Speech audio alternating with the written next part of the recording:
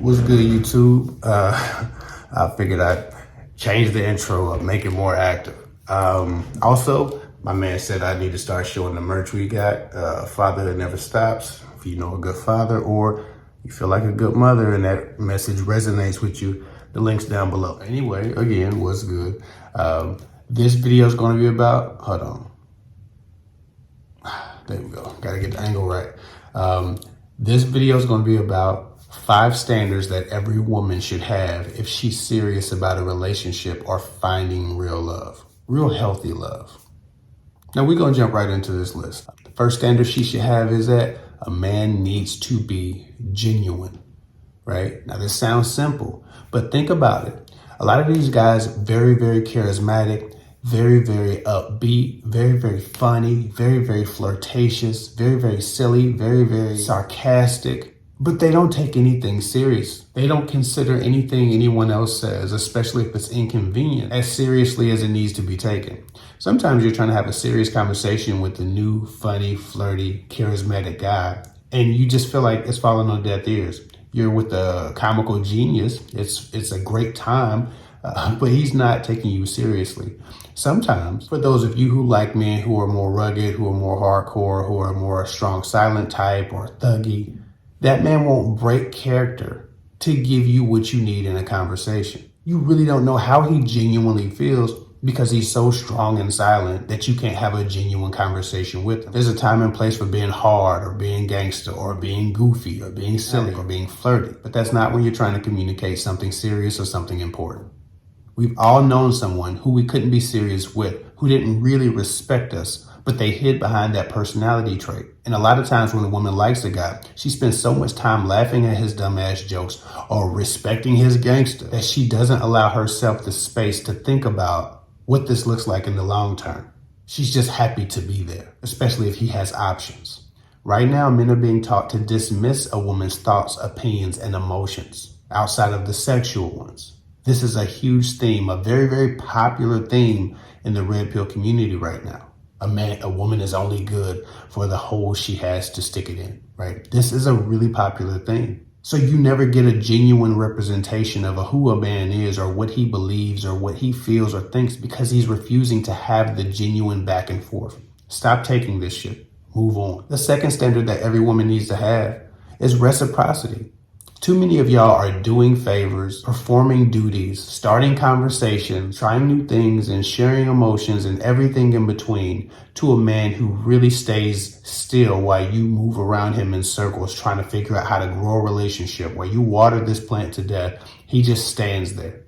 Again, a lot of men in the red pill community, a lot of men in this manosphere community are being taught to stand in place and make a woman work for every piece of validation that she gets. So there's no reciprocity, right? There's an anti-reciprocity culture being raised up because men are seeing millionaire men have a lot of women fall over them for whatever reason. They're seeing fake successful men, millionaires, playboys, players, fuckboys, whoever they aspire to be like, right? They're seeing these men have success for whatever reason. And maybe it's not success. Maybe it's for the gram or for YouTube. But the presentation of success with women is causing them to listen to men. And one rule that's coming up consistently among the men who are teaching other men is no reciprocity. You don't give a woman nothing. You don't do nothing for her. You don't pay for nothing. You don't listen to her. She ain't got nothing else to talk about besides where you're going to get to put it. Then you don't get to talk to her at all. All of these different rules that they apply are really just a stuff and a stop to reciprocity.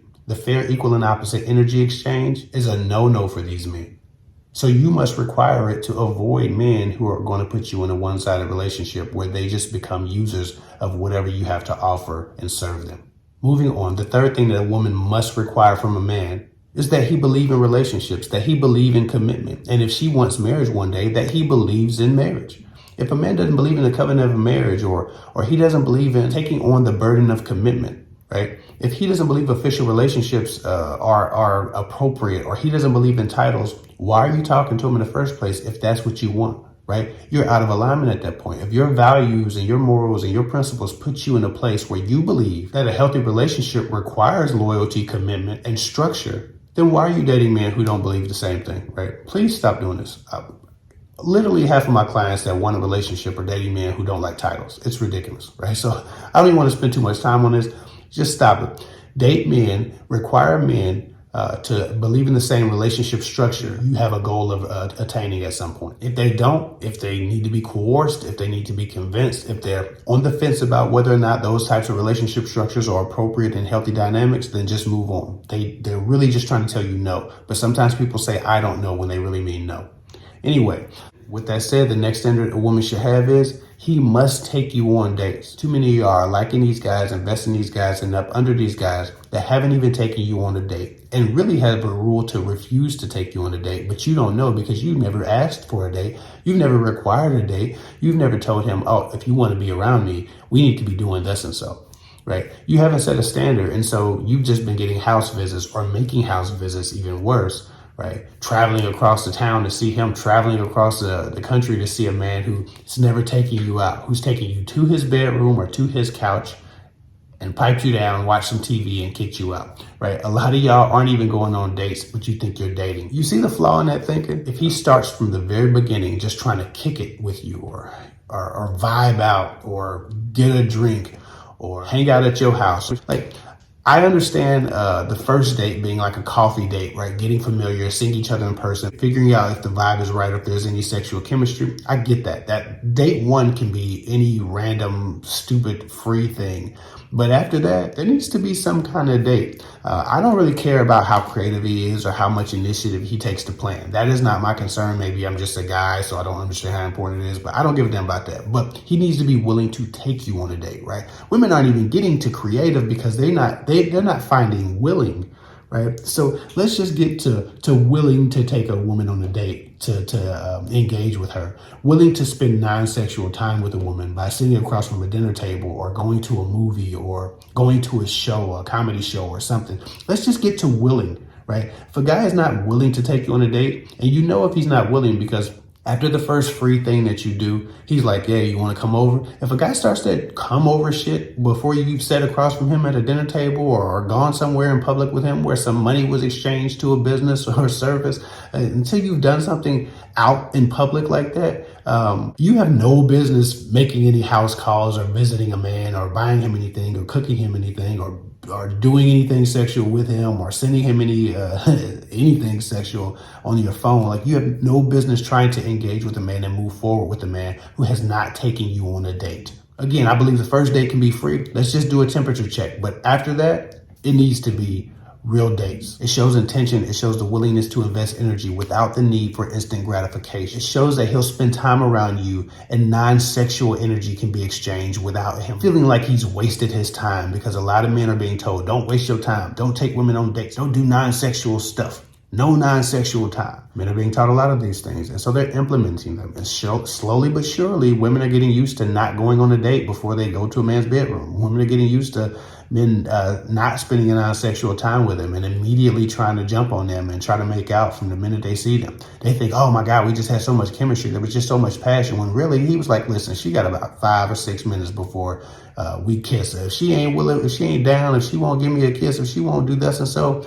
in the first 5, 6 minutes of the first half hour in the first this or that time, if she won't by the end of this date be doing thus and so, she'll never see me again, right? Men are being taught that. So you have to get a man who's willing to invest the time, the energy, and his finances, right? For all kind of reasons that you need to know if he is financially stable enough to take a woman on a date. But make sure that a man does that. The fifth and final thing that a woman must require from a guy if she's dating, if she's in a relationship, if she's pursuing a relationship, is respect, right? But it's not just about him not calling you bitch hoe. Right? It's not that simple. Respect is consideration, right? How a man considers your time, how a man considers your feelings, how a man considers your opinion, how a man considers your voice, how a man considers your influence, and whether or not he's willing to give you any influence over him. Not to lord over him, but to have an impact, right? If a guy doesn't respect your opinions, or he won't allow himself to be guided by any thoughts that you have that might be better than his, you're not entering a healthy relationship. You're entering a one-sided, superior subordinate, likely narcissistic dynamic where you're just a woman. And because you're a woman, you don't need to be listened to. A lot of times women are dating men who treat them as if they're subhuman, who don't have any consideration for anything outside of a woman's sexuality and her purpose and her service to him. So when we're talking about respect, we're not just talking about not hitting you, not calling you bitch or hoe. We're talking about respect of your mind, respect of your spirit, respect of your values, respect of your morals and your standards and your principles and your thoughts, respecting your time, considering all these things as he would want his own considered. That's respect. So anyway, I hope that helps. These are 5 standards that every woman must have to even establish if they should like a guy or be trying to date him seriously or have a relationship with him or even be up under a man, quite honestly. Until you figure out if these things are in place, you have no business talking about how much you like him. Figure out if he has the basics. These are the 5 basics. If you need coaching, book a call at girltalkwithguys.com. The link is in the description. If you like the shirt, buy the shirt. Fatherhood Never Stops or Motherhood Never Stops. Follow me, Kevin24 on Instagram. I'll get with y'all later.